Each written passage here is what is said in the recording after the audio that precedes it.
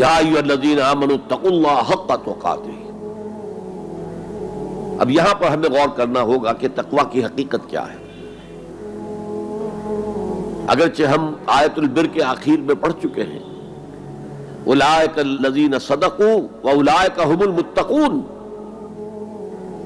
وہاں پر وہ ایک حیولہ، ایک شخصیت، ایک کردار وہ ہمارے سامنے آ چکا ہے، متقی کون ہوتا ہے۔ لیکن یہ موقع مناسب ہے کہ یہ لفظی معنی اس کے کیا ہے۔ عام طور پر جو ترجمہ کیا جاتا ہے اللہ سے ڈرو، یہ اچھا ترجمہ نہیں ہے، اور چونکہ اکثر و بیشتر لوگوں نے یہی ترجمہ کیا اور قرآن میں بار بار آتا ہے اتقوا اللہ اتقوا اللہ اتقوا اللہ، تو عیسائیوں کو یہ کہنے کا موقع ملا کہ قرآن زیادہ اللہ کے خوف پر زور دیتا ہے، جبکہ مسیح نے اور جو بائبل ہے وہ اللہ کی محبت پر زور دیتی ہے، کہ اعتراض کرنے کا انہیں موقع مل گیا۔ خوف کا لفظ قرآن کا خود عربی زبان کا لفظ ہے، قرآن مجید میں بھی آیا ہے فَلَا تَخَافُوهُمْ وَخَافُونِي، تم ان سے نہ ڈرو، اپنے دشمنوں سے نہ ڈرو، مجھ سے ڈرو۔ خوف کا لفظ بھی ہے۔ یخافون یوما تتقلب فیہ القلوب والابصار، وہ ڈرتے رہتے ہیں اس دن کے تصور سے جس دن کے نگاہیں اور دل الٹ جائیں گے، قیامت کا دن، حشر کا دن۔ تو خوف کا لفظ قرآن میں ہے، عربی زبان کا لفظ ہے، تقوی کے معنی خوف نہیں ہے۔ تقوی کے لفظی معنی بچنا۔ دیکھیے وقا یقی وقایتن، اسے کہتے ہیں ثلاثی مجرد، اس میں معنی ہے وقا یقی وقایتن کے کسی کو بچانا۔ اور آپ بڑی آسانی سے یاد رکھ سکیں گے کہ جو ہماری دعا ہے، جو سورہ بقرہ میں حج کی دعاؤں کے ضمن میں اہم ترین دعا کی حیثیت سے مذکور ہے، ربنا آتنا فی الدنیا حسنۃ وفی الآخرۃ حسنۃ وقنا عذاب النار، وقنا عذاب النار، اے اللہ ہمیں بچا آگ کے عذاب سے۔ تو وقا یقی وقایتن کے معنی ہے کسی کو بچانا۔ باب افتعال میں یہ بنا ابتقا، اور واو اور تا یہ جڑ گئے، اتقا اتقا۔ اتقا معنی خود بچنا، بچنا اللہ کی نافرمانی سے، بچنا اللہ کی ناراضگی سے۔ ایک بچنا آؤٹ آف لو ہوتا ہے، out of reverence, out of respect. ایک سلیم الفطرت بیٹا چاہے گا کہ میں کوئی ایسی حرکت نہ کروں کہ میرے والد کو اس سے دکھ پہنچے، یہ بھی بچنا ہے۔ ظاہر بات ہے کہ والد کا خوف نہیں ہے اسے، یہ اس کی روش آؤٹ آف لو ہے۔ والذین آمنوا اشد حبا للہ، جو لوگ صاحب ایمان ہیں وہ شدید ترین محبت کرتے ہیں اللہ کے ساتھ۔ بلکہ ہم نے جو حقیقت جہاد کا مضمون جو ہے اس پر غور کیا، اس کے ضمن میں ایک آیت جو بڑی عظیم آیات میں سے ہے قرآن کے، قُلْ إِنْ كَانَ آبَاؤُكُمْ وَأَبْنَاؤُكُمْ وَإِخْوَانُكُمْ وَأَزْوَاجُكُمْ وَعَشِيرَتُكُمْ وَأَمْوَالٌ اقْتَرَفْتُمُوهَا وَتِجَارَةٌ تَخْشَوْنَ كَسَادَهَا وَمَسَاكِنُ تَرْضَوْنَهَا أَحَبَّ إِلَيْكُم مِّنَ اللَّهِ وَرَسُولِهِ وَجِهَادٍ فِي سَبِيلِهِ فَتَرَبَّصُوا حَتَّىٰ يَأْتِيَ اللَّهُ بِأَمْرِهِ وَاللَّهُ لَا يَهْدِي الْقَوْمَ الْفَاسِقِينَ۔ اے نبی ان سے کہہ دیجئے کہ اے لوگو، اگر تمہیں اپنے باپ اور اپنے بیٹے اور اپنے بھائی اور اپنے زوج، مرد کے لیے بیوی، بیوی کے لیے شوہر، اور اپنے رشتہ دار اور اپنے وہ مال جو تم نے بڑے محنت سے جمع کیے ہیں، اور اپنے وہ کاروبار جن میں کساد کا، سد بازاری کا تمہیں خوف لاحق رہتا ہے، مندہ نہ ہو جائے، اور تمہارے وہ مکان جو تمہیں بہت محبوب ہیں، بہت سجایا ہے، بہت عمدہ فرنش کیا ہے، اعلیٰ ترین مکان بنایا ہے، اگر یہ 8 چیزیں زیادہ محبوب ہیں اللہ سے اور اس کے رسول سے اور اللہ کی راہ میں جہاد سے، فتربصوا، جاؤ، بیٹھے رہو، دفع ہو جاؤ، منتظر رہو، حتی یاتی اللہ بامرہ، یہاں تک کہ اللہ اپنا فیصلہ سنا دے. واللہ لا یہدی القوم الفاسقین، اللہ ایسے فاسقوں کو ہدایت نہیں دیتا.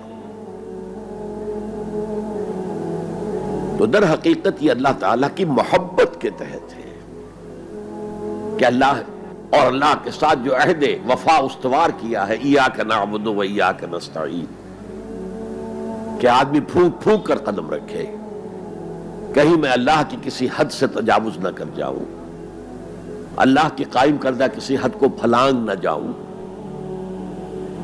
کہیں ایسا نہ ہو کہ شریعت کا کوئی حکم میں پامال کر دوں. پھونک پھونک کر قدم رکھنا، لو سانس بھی آہستہ کہ نازک ہے بہت کام، آفاق کی اس کارگہ شیشہ گری کا، اس روش کا نام تقویٰ ہے. دنیا کا تقویٰ یہ ہے، آخرت کا تقویٰ یہ ہے آگ سے بچ جانا. نتیجہ ہے وَاتَّقُوا النَّارَ الَّذِي وَقُودُهَا النَّاسُ وَالْحِجَارَةُ، بچو اس آگ سے جس کا ایندھن بنیں گے انسان اور پتھر.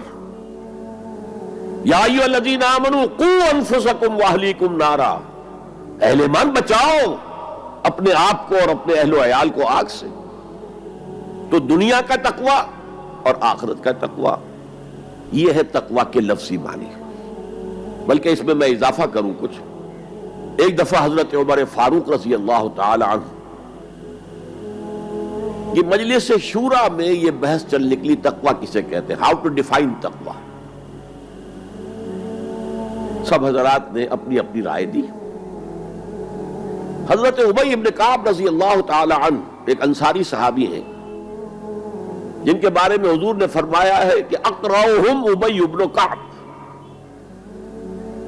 میرے صحابہ میں قرآن کا سب سے بڑا جاننے والا ابی ابن کعب ہے. وہ خاموش بیٹھے ہوئے سن رہے تھے باتیں. حضرت عمر نے خاص طور پر کہا ابی آپ نے کچھ نکاح فرمائے. اب انہوں نے کہا کہ امیر المومنین دیکھیے اگر کبھی آپ کو کسی ایسے جنگل میں سے گزرنا پڑے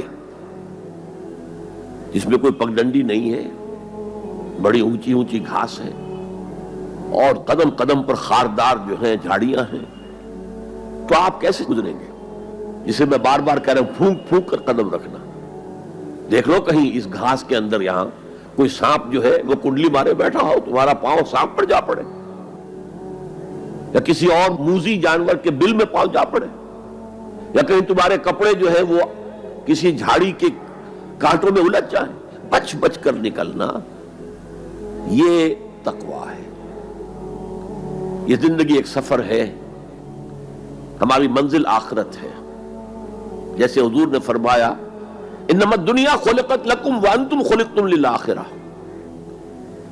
یہ دنیا تمہارے لیے بنائی گئی ہے، تمہارے لیے برتنے کا سامان ہے، لیکن تمہیں آخرت کے لیے بنایا گیا ہے، یہ تمہارا گھر نہیں ہے. تو یہ ہے تقویٰ.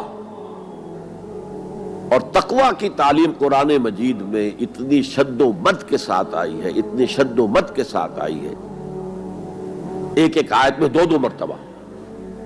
سورۃ النساء کی پہلی آیت یا ایھا الناس اتقوا ربکم الذی خلقکم من نفس واحدۃ وخلق منها زوجها وبث منهما رجالا کثیرا ونساء واتقوا اللہ الذی تساءلون به والارحام ان اللہ کان علیکم رقیبا. ایک آیت میں دو مرتبہ تقویٰ کا حکم.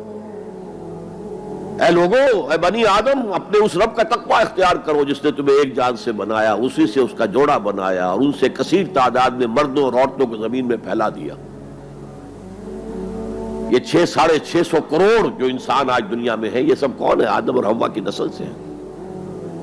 پھر اسی آیت میں دوبارہ واتقوا اللہ الذی تساءلون به والارحام، تقویٰ اختیار کرو اس اللہ کا جس کا ایک دوسرے کو واسطہ دیتے ہو. کوئی سائل مانگتا ہے تو اللہ کے نام پر مانگتا ہے. تم بھی جا کر اپنے کسی عزیز سے یا دوست سے کہتے ہو کسی کام کے لیے بھائی یہ کام بہت ضروری ہے اللہ کے لیے جلد از جلد اس کام کو کر دو، واسطہ اللہ کا. یا جیسے کہ سورہ حشر میں ایک آیت میں دو دفعہ یا ایھا الذین آمنوا اتقوا اللہ ولتنظر نفس ما قدمت لغد واتقوا اللہ ان اللہ خبیر بما تعملون.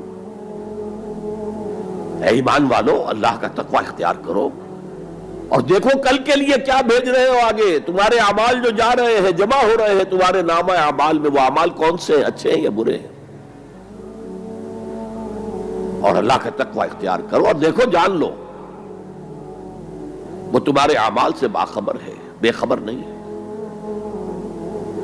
تاہم یہ الفاظ جو ہے میرے نزدیک قرآن مجید میں تقوی کی تاکید کے اعتبار سے انتہائی مؤکد مقام ہے. جیسا کہ میں نے عرض کیا، صحابہ گھبرا گئے، حضور اللہ کے تقوی کا حق کون ادا کر سکتا؟ پھر جب سورہ تغابن کی آیت نازل ہوئی تو ان کے جان میں جان آئی. وہاں فرمایا گیا فاتقوا اللہ ما استطعتم، اللہ کا تقوی اختیار کرو جتنا بھی تمہارے حد استطاعت میں ہے، امکانی حد تک اللہ کا تقوی اختیار کرو. پھر جان میں جان آئی. آدمی اپنے مقدور بھر اپنی ہمت کے مطابق تو کام کر سکتا ہے، لیکن اللہ کا حق ادا کرنا یہ کیسے ممکن ہے؟